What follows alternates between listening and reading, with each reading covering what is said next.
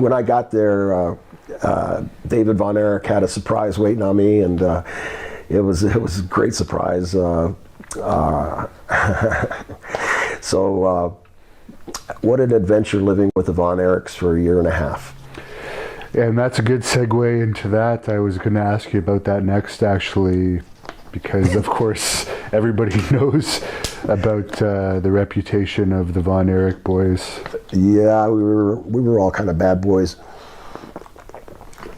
Of course, I got more corrupted there, I guess. It's like my whole life of straightness was kind of succumbing to this party stage in life, and I just had, Fritz and Doris were like family to me, and this is a great story. And when I see Kevin in Hawaii, I'll see him again this summer.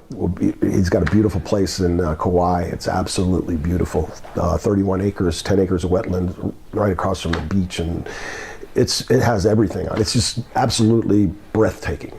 And his wife Pam, his two sons, Marshall and Ross, their wives, everybody's got the gardener, the groundkeeper. There's a whole bunch of houses, and he's made it really good. But back to Lake Dallas with the Von Erichs. After this great night of David finds this pretty good-looking girl, and she meets me at the door and just grabs me and kisses me, and so that was a surprise. I'll leave it there. And so that night, we finally go to sleep. The next morning, I hear, baby, get up. I said, what? I see David in his robe, in his underwear, and he's got a big Magnum, like a dirty, hairy gun. And he's running across the door, and he sees a cat.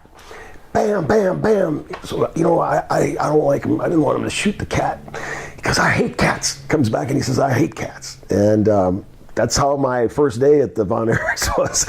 And it was, it was crazy. I mean, Doris, the mom, was a saint, an angel. She really got me to, really helped me with my life, getting over the divorce, getting into God and having faith, and just treated me like a real son. And Fritz treated me like a son as well. He put a $100 bill in my check every week and asked me to watch the boys. I said, great. He says, listen, Brian, I want you. I know you got a great reputation, and I'm kind of worried about David and Kevin and Carrie, and I really want you to kind of keep an eye on them for me, if you will. I said, yes, sir. Whatever I can, I'll certainly keep an eye on them, 2 eyes. And so we decide together that, we want to take a stab at growing some marijuana.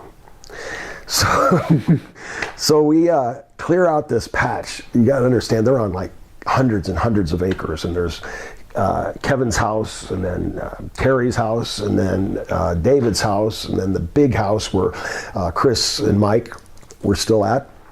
And so anyway, they're far away, pretty far, you could ride the horse there. And I get the bush hog and till up the soil, and we all get together. 4 of us are working on this marijuana field, and we have no clue really what we're doing. We're reading out of a book. So, because I forget one of the, I can't remember if it was Al Madrill or who it was. They were talking about pounds of pot in the locker room or something, how much the pounds of pot were. And so one of the boys get this get rich quick scheme, and so I'm all in. And I've been reading this book on, I used to do a lot of gardening and stuff with my grandfather in Arkansas, a lot of farming, and we'd always go in the garden. So I knew a little bit about growing things, and before we know it, we have these pot plants, and which is called a sativa. There's an indigo and a sativa pot plant, and we had the sativa pot plants, which can get to be 12, 14 feet high. Well, they're about at least 8, 9 feet tall. And I remember David, Carrie, and I put our arms, it took all of us to get our arms around one of these plants. And now here's about 100 plants of these things. A lot. So reading in the book, it says, don't water them for a few days before you're going to harvest them. I guess it makes the THC go to the buds or something like that. And Kevin leaves. We had 3 hoses, 100-foot hoses hooked together, and there we had a layer of corn around the outside of the pot plants. And so Kevin leaves this hose down there, and he's not even supposed to water them. And why he leaves the hose, I don't know. We're just all thinking about, well, we're going to get rich. Al Madril's going to get rid of this, but boom, we're going to have some money finally. And and it was all in innocence. I wasn't trying to hurt anybody or do anything wrong. But and it is legal in Canada now, so the yes, it's legal in Canada. It'll be legal everywhere pretty soon. But so. And it's legal in Florida too, just not to smoke, but that's about to be changed. So all of a sudden, the phone rings at the house, and I hear, and David says, "Yeah, Dad, what's wrong? What did I do?" Okay, he hangs up the phone. He says, "Brian, I got to go to my dad's house. There's something wrong." I said, "What's wrong?" He said, "I don't know, but he wants to see me." I said, "Oh, okay." So David comes back, and he's like a pale white almost color. And he said, "Oh, you're not going to believe what I've just been through." I said, "What you been through?"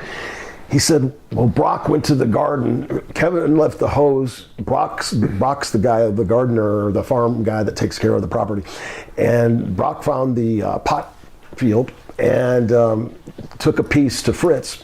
They both went to the Denton Library, got a encyclopedia or a book that had marijuana in it. They compared it, they looked, and they saw that it was marijuana.